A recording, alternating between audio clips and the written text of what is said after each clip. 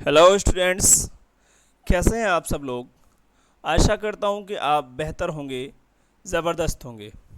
तो प्यारे बच्चों, आपका अपने चैनल एम के अकेडमी 2.0 पर बहुत बहुत स्वागत है। तो बच्चों, आज का जो हमारी वीडियो का जो टॉपिक होने वाला है, जो आज हम पढ़ने वाले हैं, समझने वाले हैं, जिस टॉपिक पर हम जो आज जो चर्चा करने वाले हैं, वो टॉपिक है विराम चिन्ह। विराम चिन्ह विराम चिन्ह एक ऐसा टॉपिक है प्यारे बच्चों, जो परीक्षा के साथ साथ ज़िंदगी भर काम आने वाला टॉपिक है। ज़िंदगी भर काम आता है। हम ज़िंदगी भर किसी न किसी बात को लिखते हैं, अपनी लिखित शैली में किसी न किसी चीज़ को अभिव्यक्त करते हैं। तो प्यारे बच्चों, ये बहुत ही बेहतरीन टॉपिक है। तो आइए हम इसको समझते हैं, पढ़ते हैं। विराम चिन्ह, विराम चिन्हों का ज्ञान और उनका प्रयोग। विराम चिन्ह का पहले हम अर्थ समझ लेते हैं। विचारों को लिखित रूप से अभिव्यक्त करते समय जब हम बीच बीच में सांस लेने, रुकने, किसी कथन पर बल देने, आरोह या अवरोह लाकर या क्षणिक रुक कर अपने भावों को जब हम अभिव्यक्त करते हैं, जब हम जाहिर करते हैं अपने अंदर के ख्यालात को, अंदर की भावनाओं को, तो रुक उसी जो बीच बीच में जो हम रुकते हैं, उन्हीं को हम विराम या विश्राम कहते हैं। रुकने की प्रक्रिया को व्यक्त करने के लिए या लिखने में कुछ संकेत चिन्ह निश्चित किए गए हैं, उन्हीं को हम जो है विराम चिन्ह कहते हैं। आइए आप थोड़ा सा किताबी लेखन को छोड़ दीजिएगा, अब आसान भाषा में बात करते हैं। विराम विराम बच्चों, विराम शब्द पढ़ने से ही हमें ऐसा प्रतीत हो रहा है, कुछ हमें उसका अर्थ समझ में आ रहा है। विराम विराम यानी कि विराम कर लीजिए, थोड़ा सा रुक जाइएगा, ठहर जाइएगा, विश्राम कर लीजिएगा। तो हमारे ये समझ में आया कि विराम का मतलब क्या होता है। विराम का बच्चों मतलब होता है ठहरना, रुकना। ठीक है, अब हम आगे बात करते हैं कि विराम का प्रयोग कैसे होगा और इसका महत्व क्या है। अब हम इसके महत्व को पर थोड़ी सी चर्चा कर लेते हैं, क्योंकि इसकी महत्व को समझना भी बहुत ज़्यादा ज़रूरी है। कभी कभी ऐसा होता है बच्चों कि हम जो हमारी लेखन शैली में जो हम जिन चिन्हों का जो हम प्रयोग करते हैं, तो काफ़ी सारे बच्चे ऐसे होते हैं, सब कुछ उनको ठीक ठाक होता है, लेकिन गलत चिन्हों का प्रयोग करके हम सारा अर्थ जो है अनर्थ कर देते हैं, सब कुछ गलत कर देते हैं, सिर्फ विराम चिन्हों का सही ज्ञान न होने पर। और वो हमारे नंबर कट जाते हैं, या हम अपनी उम्र में, ज़िंदगी में कभी भी कहीं पर भी हम लिखते हैं और बेवकूफ़ ठहराए जाते हैं। ठीक है, तो प्यारे बच्चों, आइए हम इनको समझते हैं, इनकी महत्ता को समझते हैं। विराम चिन्हों की आवश्यकता एवं महत्व। पॉइंट 1 कह रहा है कि लेखन में भाव अभिव्यक्त का अर्थबोध की स्पष्टता और सुगमता के लिए विराम चिन्हों का बहुत ही ज़्यादा महत्व है। ठीक है। पॉइंट 2, वाक्य में अर्थ की स्पष्टता विराम चिन्हों से ही होती है। कभी कभी ऐसा होता है, विराम चिन्हों का गलत प्रयोग करने से वाक्य का जो अर्थ होता है उसका बिल्कुल अनर्थ हो जाता है। ठीक है, आइए जल्दी से आगे बढ़ते हैं। पॉइंट नंबर 3 के विराम चिन्हों के उपयोग से वाक्य का उद्देश्य या आशय भी प्रकट होता है। नंबर 4, वाक्य में पढ़ने से या बोलने में वाणी में उतार चढ़ाव लाते हैं। ठीक है, किस वाक्य को हमें किस तरह लाना है, इन सारी बातों का तमीज़, इन सारी बातों का ताव तरीक़ा, सब कुछ जो है हमें विराम चिन्ह ही बतलाते हैं। आइए तो थोड़ा सा सिंबल को समझ लेते हैं, फिर उसके बाद इनके नियमों पर चर्चा हम करेंगे। विराम चिन्हों के कुछ जो संकेत दिए गए हैं, इनको थोड़ा हम देख लेते हैं। पूर्ण विराम, इसको इंग्लिश में कहते हैं फुल स्टॉप। ये कुछ जो है छोटी सी खड़ी रेखा टाइप में जो होता है। ठीक है, ध्यान से देख लीजिएगा। पूर्ण विराम।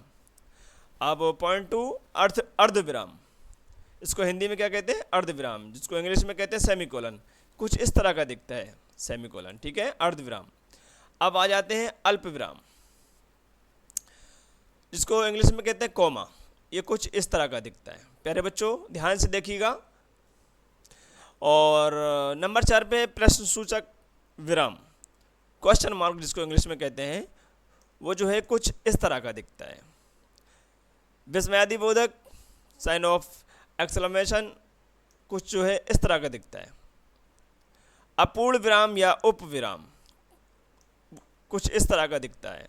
निर्देशक या निर्देशक लिखा हुआ है, निर्देशक चिन्ह, ठीक है, कुछ इस तरह का दिखता है। योजक एवं समास कुछ इस तरह का दिखता है, ठीक है।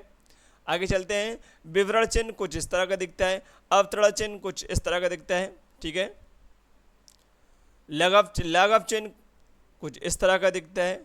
लोभ चिन्ह जिसे जो है हम हंस पद भी कहते हैं, वो कुछ इस तरह का दिखता है। और कोष्टक को तो हम जानते ही जानते हैं, ठीक है। योग चिन्ह कुछ इस तरह का दिखता है प्लस टाइप में, और समानता का तो फिर ठीक है, दो बिछी हुई रेखाएं, ठीक है। अब हम चलते हैं, इनके नियमों पर कुछ चर्चा कर लेते हैं। कुछ विराम चिन्ह और उनके प्रयोग, अब हम प्रयोग करके देख लेते हैं, थोड़े से उनके नियमों पर चर्चा कर लेते हैं और समझ लेते हैं। हमने उनके चिन्ह देख लिए को कौन सा किस टाइप का होता है, उनकी शेप किस टाइप की होती है। अब हम इन पर चर्चा कर लेते हैं। कुछ विराम चिन्ह और उनके प्रयोग नीचे दिए जा रहे हैं, आइए पढ़ते हैं और समझते हैं। पूर्ण विराम यानी कि फुल स्टॉप जिसको इंग्लिश में कहते हैं, कुछ खड़ी छोटी सी खड़ी रेखा इस टाइम में दिखता है, ये देखिएगा, ठीक है। आइए इसको पहले पढ़ लेते हैं। पूर्ण विराम, पूर्ण विराम का अर्थ है ठीक तरह रुक जाना। प्रश्नवाचक तथा विस्मयादिबोधक वाक्यों को छोड़कर शेष सभी वाक्यों के अंत में पूर्ण विराम का प्रयोग होता है। पूर्ण विराम का क्या अर्थ है? पूरी तरह से रुक जाना। यह जो है कहाँ पर इस्तेमाल होगा, इसका प्रयोग कहाँ होगा?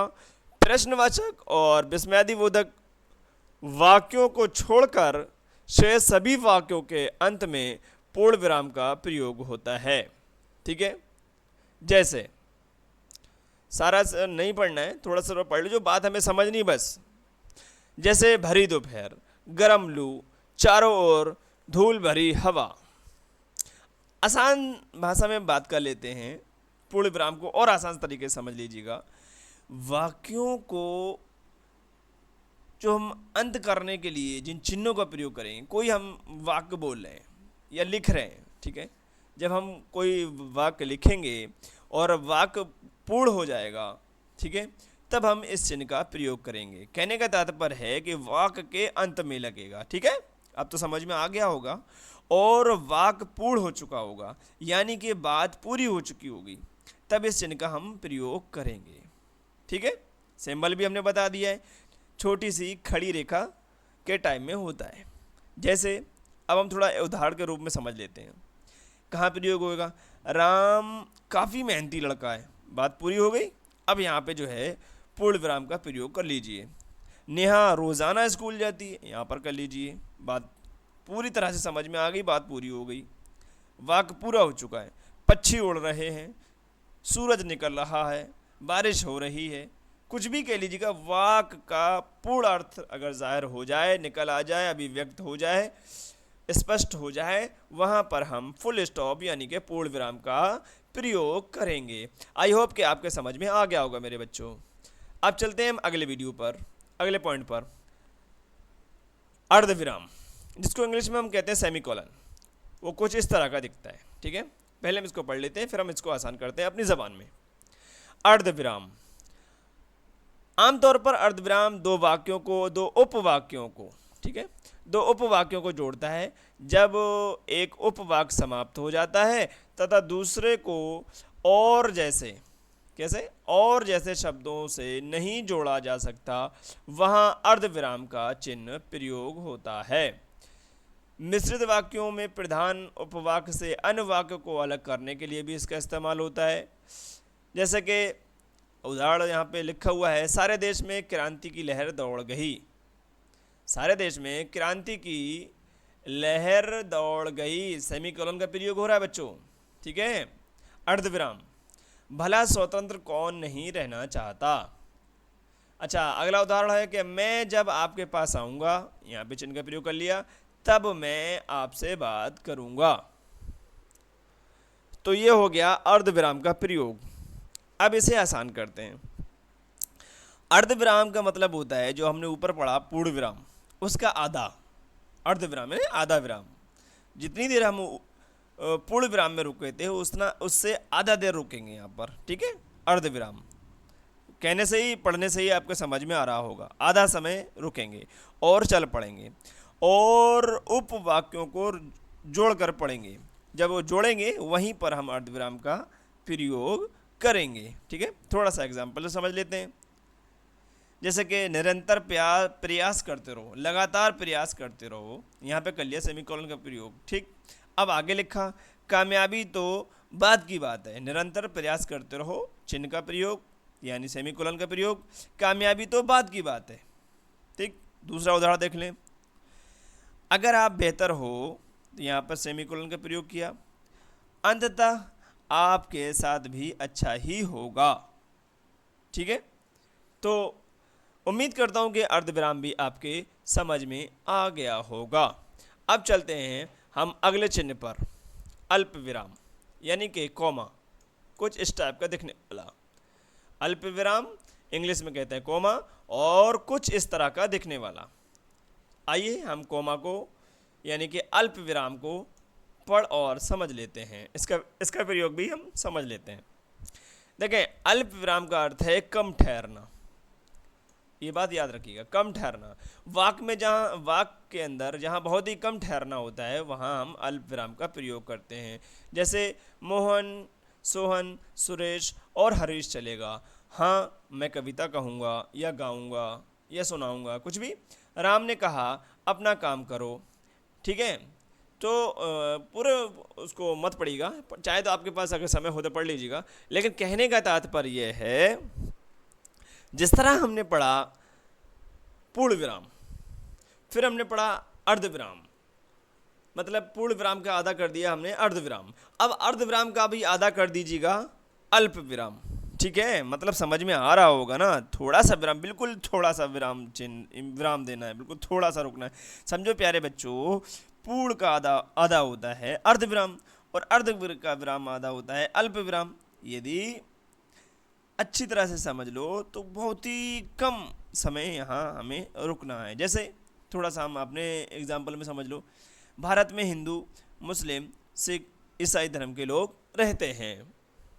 समझ में आई? उम्मीद करता हूँ कि आपके समझ में आ गया होगा, ठीक है। अल्प विराम भी आपके समझ में आ गया होगा। चलते हैं हम नेक्स्ट की तरफ। तो नेक्स्ट जो हमारा चिन्ह होने वाला है वो होने वाला है प्रश्न सूचक विराम, यानी कि इंग्लिश में बोलते हैं क्वेश्चन मार्क, ठीक है। कुछ इस तरह का दिखता है प्यारे बच्चों, कुछ इस तरह का दिखता है। आई होप कि आपको मेरी वीडियो, मेरा समझाना, मेरा पढ़ाना आपको समझ आ रहा होगा। अगर समझ आ रहा हो तो मैं आपसे कहना चाहूँगा कि हमारी वीडियो को लाइक और चैनल को सब्सक्राइब कीजिएगा, ताकि आपको ऐसे ही वीडियो इसी तरह समझाना आप तक पहुंचता रहे, आपको मिलता रहे और आप जो है लाभ उठाते रहें, ठीक है। प्रश्न सूचक चिन्ह, प्रश्न चिन्ह, तो प्रश्नवाचक चिन्ह को हम समझते हैं कुछ इस तरह का दिखता है। प्रत्यक्ष रूप से पूछे गए प्रश्न वाक्यों में प्रश्न सूचक चिन्ह का प्रयोग करते हैं। जैसे तुम कब गए, वो कैसा, लिखते हैं। कहने का तात्पर्य यह है कि जब आपको लगे कि जो लिखा हुआ है, या यूँ समझो वक्ता आपसे कुछ जवाब चाहता है, कुछ पूछ रहा है जिसका उसको जवाब चाहिए है, अगर आपको लग रहा है तो वहाँ पर जो है क्वेश्चन मार्क यानी कि प्रश्न सूचक लगेगा ही लगेगा। अच्छा, ये इसके नाम से ही इसमें उत्तर छुपा हुआ है। प्रश्न सूचक यानी प्रश्न करने वाला, क्वेश्चन मार्क यानी क्वेश्चन करने वाला, है ना। इसके वाक्य के अंदर आपसे सवाल, प्रश्न, क्वेश्चन जरूर किया जा रहा होगा। आप कितना और पढ़ोगे, आप कितना और चलोगे, आप कब आए, तुम कब जाओगे, हैं। ये सारे जो है ऐसे जो है वाक्यों के अंदर क्वेश्चन मार्क का, प्रश्नवाचक चिन्ह का प्रयोग होगा, ठीक है। कब, कहाँ, कैसे, जब भी आपको लगे कोई हमसे कोई प्रश्न कर रहा है, वाक्य के अंदर प्रश्न पूछा जा रहा है, ठीक है, वहाँ पर या हमें किसी से अपने वाक्य के अंदर किसी से प्रश्न पूछना है, तो वहाँ पर हम इसी चिन्ह का प्रयोग करेंगे, यानी प्रश्नवाचक चिन्ह का, ठीक है। उम्मीद करता हूँ कि प्रश्नवाचक आसानी से समझ में आ गया होगा। आसानी से समझाता जा रहा हूँ, जो हमने टाइप किया हुआ है उसको भी और अपनी ज़बान में भी समझाता जा रहा हूँ। उम्मीद करता हूँ आपके समझ में आ गया होगा। अब चलते हैं अपने अगले चिन्ह की तरफ, विस्मयादिबोधक चिन्ह। ठीक है, कुछ इस तरह का दिखता है विस्मयादिबोधक चिन्ह। ये कहाँ पे प्रयोग होता है? हर्ष, गिरड़ा, आश्चर्य आदि भावों को व्यक्त करने के लिए ये प्रयोग किया जाता है। जैसे अरे, यहाँ पे इस चिन्ह का प्रयोग हो गया। पप्पू पास हो गया। वाह, ताजमहल कितना सुंदर है। ठीक है, ये छोटी सी 2-3 लाइनों में जो है 2-3 उसी के अंदर जो है समझ में आ गया है। थोड़ा सा हम आसान कर लें अगर आप कहें तो, चलो कर लेते हैं। वाक के अंत में ये प्रयोग होता है। ये जो विस्मयादिबोधक जो चिन्ह है ये कहाँ ये प्रयोग होता है? वाक के लास्ट में। ठीक है। दूसरी बात, ये कब प्रयोग होएगा, कब इस्तेमाल में आएगा, इसका यूज़ कब होएगा? कहीं पर हमें किसी वाक्य के अंदर आश्चर्यपन लगे, ठीक है, अजीबोगरीब, कोई दुख लगे वाक्य के अंदर, कोई खुशी लगे, कोई डर लगे, कोई शाबाशी देना हो, आधे शब्दों में इस चिन्ह का हम प्रयोग करेंगे। ठीक है, अरे वाह तुमने तो शतक लगा दिया, है ना, कहते ना, अरे वाह तुम तो कमाल के नंबर लाए हो, अरे वाह आप तो काफ़ी कामयाबी पा गए, है ना। कुछ भी घेड़ा वाली बात हो, प्रसन्नता वाली बात हो, आश्चर्य वाली बात हो, शाबाशी देने वाली बात हो, किसी को मोटिवेट करने वाली बात हो, तो जो है हम विस्मयादिबोधक चिन्ह का हम प्रयोग करेंगे। ठीक है, आई होप कि आपको बेहतर तरीके से समझ में आ गया होगा। चलते हैं हम अगले चिन्ह की तरफ, जिसको कहते हैं उद्धरण चिन्ह। कुछ इस तरह के दिखते हैं। ठीक है, एक हरे भी होते हैं और दोहरे भी होते हैं, ये 2 तरह के होते हैं। ठीक है, याद रखिएगा ये 2 तरह के होते हैं। पहले हम इसको पढ़ लेते हैं, फिर हम इसको आसान करेंगे। पहले हम ये जो लिखा हुआ है इसको समझ लेते हैं। उद्धरण चिन्ह कुछ इस तरह के दिखते हैं। उद्धरण चिन्ह जो है 2 प्रकार के होते हैं, एक हरा और दोहरा।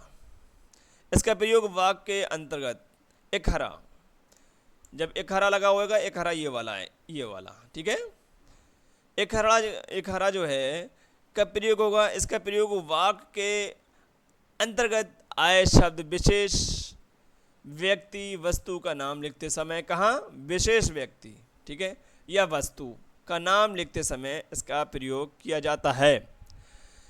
यह अंश हमारी पाठ्य पुस्तक, जैसे कि यह अंश हमारी पाठ्य पुस्तक हिंदी व्याकरण से लिया गया है। ठीक है, अध्यापक ने सभी छात्रों को काव्य कुसुम, ठीक है, नामक पुस्तक निकालने के लिए कहा। अच्छा, यहाँ ये देखिए हो गया, यहाँ पे जो इस्तेमाल किया गया है काव्य, है ना, यहाँ निशान लगा हुआ है, यहाँ चिन्ह लगा हुआ है। ठीक है, आई होप कि आपको समझ में आ गया होगा। अब चलते हैं हम दोहरे को समझने के लिए। दोहरा उदाहरण चिन्ह कहाँ पर इस्तेमाल होगा? कुछ इस तरह का दिखने वाला, किसी वक्ता के कथन को जैसे का तैसा लिखने के लिए हम इस दोहरे चिन्ह का प्रयोग करेंगे। जैसे कि महात्मा गांधी ने कहा, अहिंसा परमो धर्मः। ठीक है, पिताजी ने शीतला से कहा, बेटा सदैव समय का पालन करना। सुभाष चंद्र बोस ने कहा था, तुम मुझे खून दो, मैं तुम्हें आज़ादी दूंगा, है ना, कहा था नहीं कहा था? तो ये जो है जैसे कि तैसा वाक्य जब हम किसी भी राइटर का, किसी भी विद्वान का, ठीक है, तो जब हम जैसा का तैसा जब हम व्यक्त करेंगे तब हम दोहरे चिन्ह का प्रयोग करेंगे, और कोई विशेष चीज़, विशेष वस्तु, तब हम एक हरे चिन्ह का प्रयोग करेंगे। आई होप कि आपको समझ में आ गया होगा। अब हम चलते हैं अगले चिन्ह की तरफ, निर्देशक चिन्ह, जिसको इंग्लिश में कहते हैं डैश। कुछ इस तरह का दिखता है। ठीक है, निर्देश, इसके हमें पढ़ने से मालूम हो रहा है इसमें जो है हमें कोई बात ऑर्डर की जा रही है, कोई बात बतलाई जा रही है, कोई बात हमें गाइड की जा रही है। ठीक है, निर्देश, आइए समझते हैं।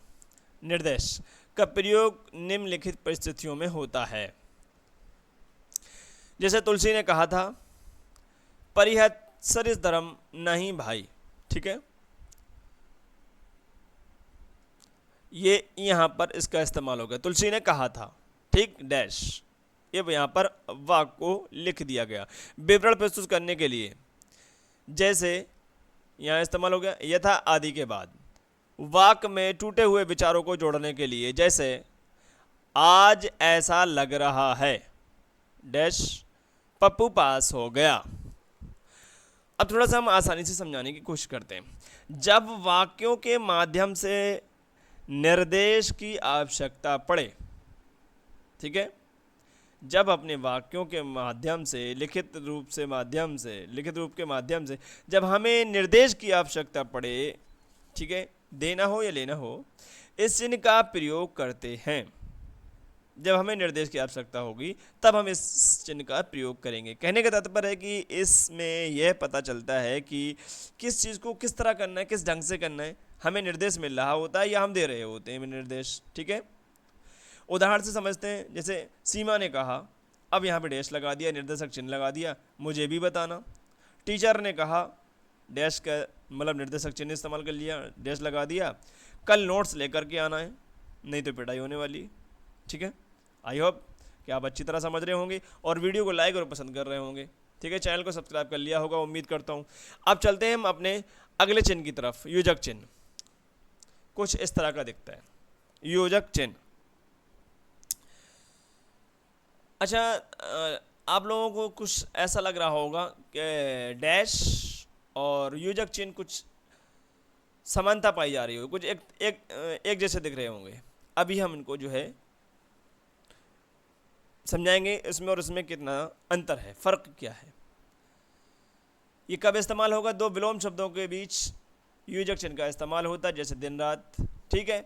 दो समानार्थी शब्दों के बीच भी जो है इसी योजक चिन्ह का प्रयोग होता है। आइए अब समझते हैं। योजक चिन्ह का प्रयोग समानार्थी शब्दों और विपरीतार्थी शब्दों के बीच में यह लगने वाला चिन्ह है, वहाँ एस को इस्तेमाल करते हैं, ठीक है। समानार्थी बिल्कुल समान अर्थ वाले शब्द भी होंगे और एक दूसरे के उल्टे वाले शब्द अर्थ वाले भी शब्द होंगे। मतलब हमें जो है कोई शब्द समान अर्थ बता रहा है, ठीक है, बिल्कुल समान, जैसे दूर दूर। तो दूर जब हमने एक मर्तबा लिखा तो हम योजक चिन्ह का प्रयोग करेंगे, फिर हम दूसरा करके दोबारा से दूर लिखेंगे, ठीक है। दूर दूर तक सफलता नज़र नहीं आती। जो दूर दूर के बीच में जो जिस चिन्ह का प्रयोग करेंगे बीच में, तो हम उसे कहते हैं योजक चिन्ह, ठीक है। और अगर हम थोड़ा सा एग्जाम्पल की बात कर लें, ऐसी हालत हो गई है जो दूर दूर शब्द के बीच जो है जिस चिन्ह का प्रयोग, मतलब दूर दूर, या और हम थोड़ा सा एग्जाम्पल लेने की कोशिश करेंगे, जैसे कि रात रात, कोई कहता है दिन दिन, कुछ भी, मतलब ऐसे ऐसे आते हैं जो समान अर्थ होते हैं। और अगर इसके अपोजिट बात कर ली जाए तो दादा दादी, दिन रात, हैं, ठंडा गरम, जो अपोजिट अर्थ भी होएगा वो समान अर्थ वाले भी शब्द होंगे, तो उनमें जो है योजक चिन्ह का प्रयोग किया जाएगा। अच्छा, योजक चिन्ह और निर्देशक चिन्ह यानी डैश और योजक चिन्ह में जो थोड़ा सा जो फ़र्क है, थोड़ा जो अंतर है, वो निर्देशक चिन्ह जो है थोड़ा सा बड़ा होता है, उसकी रेखा जो है इस टाइम में होती है वो थोड़ी सी बड़ी होती है, और योजक चिन्ह छोटा सा होता है, ठीक है। योजक चिन्ह जो है ये लगभग बराबर हो गए, सॉरी थोड़ा सा मान लीजिए बस, ठीक है। योजक चिन्ह जो है थोड़ा छोटा होता है, थोड़ा सा। अब हम बात कर लेते हैं अपने अगले चिन्ह की तरफ, कोष्टक। ये तीन तरह के होते हैं, ठीक है। सबसे छोटा, फिर मझला, फिर उससे बड़ा, ठीक है। ये तीन तरह के होते हैं, स्मॉल, ठीक है, ये वाला, ये मीडियम हो गया, ये बिग हो गया, ठीक। ये तीन प्रकार के होते हैं। इनका प्रयोग गणित के भिन्नों में होता है, लेकिन इनका भाषा में भी प्रयोग किया जाता है। नाटक एवं एकांकी में निर्देश देने के लिए, जैसे राजा का प्रदेश, देखो छोटा है, उसका इस्तेमाल हो गया छोटे कोष्टक का, पटापेच आदि, ठीक है। वर्डों व संख्याओं को बंद करने के लिए, ठीक है, इस तरह का। अब हम थोड़ा सा समझने की कोशिश करते हैं। कोष्टक चिन्ह तीन प्रकार के होते हैं बच्चों, जैसे हिंदी में कहते हैं लघु, और लघु किसको कहते हैं? पहले वाले को, ठीक है। और दूसरे वाले को कहते हैं मध्य, इसको ये जिसे मझला बोलते हैं। और ये जो इस टाइप का दिख रहा है, जो बिग बोलते हैं जिसे, बड़ा वाला, बड़ा कोष्ठक, ठीक है, तो उसको बोलते हैं दीर्घ। इन चिन्हों का जब प्रयोग किया जाता है गणित के अलावा, गणित के अतिरिक्त शब्द के विकल्प को दिखाने के लिए, शब्द को आसान करने के लिए, ठीक है, उसका स्पष्टीकरण करने के लिए इन चिन्हों का, इन कोष्ठकों का प्रयोग किया जाता है। आसान कर लो तो यूँ समझ लो जैसे शब्द का भेद जो है ये खोल देता है, ये कहना क्या चाह रहा है, ठीक, बाल की खाल निकालने वाला। जैसे मेरा दोस्त, मेरा दोस्त, अब जो है यहाँ पे ब्रैकेट या कोष्ठक लगा लिया, ठीक है। मेरा दोस्त जो क्रिकेटर है, अच्छे स्वभाव का है। राहुल बहुत विनम्र स्वभाव का लड़का है। अब यहाँ पे क्या करना, राहुल बहुत विनम्र, ब्रैकेट में बंद करा, विनम्र को लिख दिया सरल, और कोष्ठक में सरल को बंद कर दिया, स्वभाव का लड़का है। तो विनम्र का जो अर्थ था उसको खोल दिया। तो इसकी ऐसे ही जगह जो है, ऐसे ही वाक्यों में हम कोष्ठक का प्रयोग करेंगे, ठीक है। उम्मीद करता हूँ कि आपके समझ में आ गया होगा। आइए अब चलते हैं हम अपने अगले चिन्ह की तरफ, समानता सूचक चिन्ह। समानता कुछ इस तरह का दिखता है, ठीक है। किसी शब्द के अर्थ या व्याकरण के विश्लेषण के लिए इस चिन्ह का प्रयोग किया जाता है। समानता दो समानांतर रेखाओं की तरह दिखता है, ठीक है। मनः धन रथ मनोरथ, ठीक है, इस तरह के वाक्यों में इस्तेमाल होता है। जब शब्द का अर्थ लिखेंगे तभी इस चिन्ह का प्रयोग करेंगे, ठीक है। जैसे अविराम, तो अविराम का मतलब क्या होता है, लगातार। और समझ लो, दो वस्तुओं या इकाइयों की जब हम तुलना करेंगे, ठीक है, जब हम उसको कंपेयर करेंगे तो भी इसी चिन्ह का प्रयोग करेंगे। जैसे होता है मतलब लिख दी, किसी ने लिख दिया एक वर्ष, किसी एक वर्ष लिखा, फिर हम इस समानता सूचक चिन्ह जी वाला जो चिन्ह है इसका हमने इस्तेमाल किया। एक वर्ष इज इक्वल टू कितने दिन होते हैं, 365। किसी ने लिखा 1 किलोमीटर, ठीक, 1 किलोमीटर, फिर इस चिन्ह का प्रयोग कर लिया। 1 किलोमीटर में कितने मीटर होते हैं, 1000 मीटर, ठीक। तो जब हम किसी चीज़ को एक्सप्लेन करेंगे या हम कभी तुलना करेंगे तब हम इस समानता वाले चिन्ह का प्रयोग करेंगे, ठीक है। आई होप कि आपके समझ में आ गया होगा। अब हम चलते हैं लोप या हंस पद। ये कुछ इस तरह का दिखता है, हंस पद, ठीक है। पहले पढ़ लेते हैं फिर समझते हैं। वाक्य की रचना करते समय जब कोई शब्द या वाक्य छूट जाता है तो छूटे हुए स्थान पर इस चिन्ह को लगाकर ऊपर वह शब्द लिख दिया जाता है। जैसे भीषण बेकारी में दम तक घुट जाता है। खैर यहाँ से छोड़ दो, हम आपको समझाते हैं। हंस पद यानी हंस के पैर की तरह दिखने वाला चिन्ह, ये है इस तरह का, ठीक है, कुछ इस तरह का, ठीक है। हंस की पैर की तरह दिखने वाला, इसका प्रयोग कब करेंगे, जब वाक्य हम कोई चीज़ लिखते हैं और लिखने में कोई शब्द छूट गया, कोई, ठीक है, कोई शब्द हमसे छूट गया तो उसके बीच में हमने इस तरह का चिन्ह लगा दिया और नीचे चिन्ह लगाया और जो वाक्य छूट गया है उसके ऊपर हम जो है वाक्य को लिख देंगे। क्या करेंगे, नीचे चिन्ह लगाएंगे और छूटे हुए वाक्य शब्द को ऊपर हम लिख देंगे, ठीक है। जैसे ये से हमने मान लिया ये निशान है, ठीक है, ये चिन्ह है और इसके ऊपर हमने लिख दिया, ठीक है। ये निशान है, इसको ये बराबर में लगाया ये निशान और ऊपर हमने लिख दिया, ठीक है। इस तरह से कहने का मतलब है जो चिन्ह जो है वो वाक्य के नीचे रहेगा और चिन्ह के ऊपर जो लिखा जाएगा वो छूटा हुआ जो शब्द जो रह गया है वो लिखा जाएगा, ठीक है। जैसे मैंने लिखा था कि मैं क्रिकेट खेलूँगा, लेकिन हमसे रह गया कब खेलूँगा, तो ये चिन्ह लगाया और ऊपर लिख दिया कल, ठीक है। मैं क्रिकेट कल खेलूँगा, ठीक है, मैं क्रिकेट कल खेलूँगा। एक और क्वेश्चन ले लो, जैसे मीना लड़की है, मीना एक लड़की है और अभी हमको लिखना था, बीच में मैंने ये चिन्ह लगा लिया और ऊपर लगा लिया मेहनती, यहाँ लिख लिया, ठीक। तो वहाँ पे वाक्य जो है शुद्ध हो जाएगा, ठीक है। मीना एक मेहनती लड़की है। तो आई होप कि आपको हमारा वीडियो समझ में आया होगा, हमारा चिन्हों का समझाना आपको बेहतर तरीके से समझ में आया होगा। अगर बेहतर तरीके से समझ में आया हो तो हमारे वीडियो को लाइक कीजिएगा, चैनल को सब्सक्राइब कीजिएगा। आशा है कि आपको प्रयुक्त विराम चिन्हों को अच्छी तरह से समझकर सभी छात्र इनसे लाभ उठाएंगे और विराम चिन्हों से संबंधी अशुद्धियों का निवारण कर सकेंगे। ठीक है बच्चों, तो इसी तरह हमारे वीडियो को लाइक कीजिएगा और चैनल को सब्सक्राइब कीजिएगा। लाभ और हमारे इन समझाने को लाभ उठाइएगा और मेहनत करते रहिएगा और हमारी वीडियो को कम से कम 2 मरतबा देखिएगा ताकि जो है आपको अच्छी तरह समझ में आ सके।